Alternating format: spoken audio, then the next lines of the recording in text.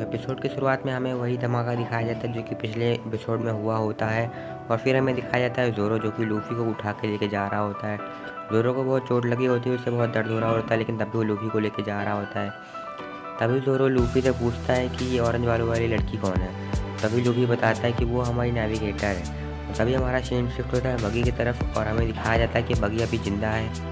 और तभी बगी में से एक क्रू जिसका नाम मोजी होता है वो बगी से बोलता है कि मैं रोनोनोवा ज़ोरो को हरा करके आपके सामने लेके आऊँगा। और तभी हमारा सीन शिफ्ट होता है और हमें दिखाया जाता है कि ज़ोरो लूफ़ी को लेके बहुत दूर आ चुका है और वो बहुत थक चुका है।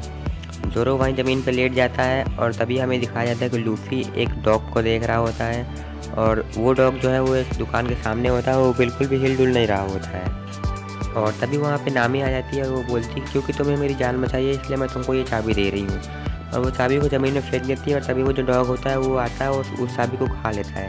उसकी चाबी खाते ही लूफ़ी बहुत ही परेशान हो जाता है और वो डॉग को गल दबा रहा होता है और बोल रहा होता है उस चाबी को निकाल, उस चाबी को निकाल। लेकिन वो डॉग उसको नहीं निकाल रहा होता। और तभी वहाँ पे एक बंदा आ जाता है जो कि बोलता है कि उस डॉग को मत परेशान करो। और वो देखता है कि ज़ोरो को बहुत चोट लगी है, तो वो ज़ोरो को इलाज करने के लिए चला जाता है। और वो आके बताता है कि लूफ़ी को कि उसकी चोट ज़्यादा गहरी नहीं है और वो अभी सो रहा है। और तभी मेयर बताता है लूफ़ी को उस डॉग के बारे में कि उसका नाम चोचो है और वो इस दुकान की रखवाली कर रहा है।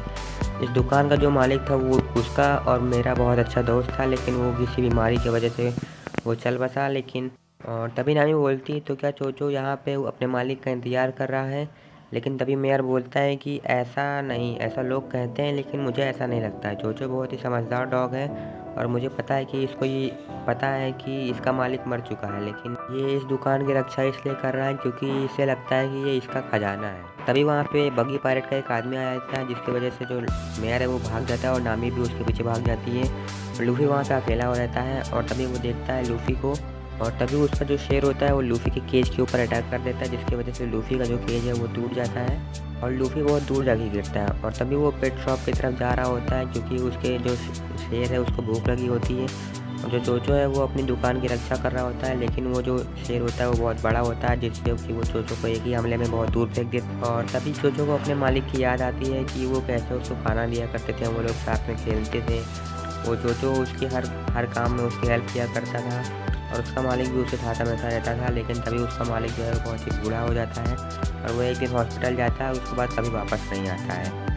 और तभी चोचो दुकान के सामने आ जाता है, वो उस शेर के ऊपर भौंकने लगता है और वो अपनी दुकान की रक्षा कर रहा होता है। लेकिन वो शेर एक अटैक करता है जिसकी वजह से चोचो का खून जो है वो दुकान के बैनर के ऊपर लग जाता है। और तभी जो शेर होता है वो पूरी दुकान को तोड़ देता है और उसमें आग भी लगा देता है। और आग पूरी तरीके से लग चुकी होती है जिसकी वजह से पूरा दुकान जो है वो ख़त्म हो चुका होता है और चोचो ये सब वहाँ उसके सामने खड़ा होकर के देख रहा होता है।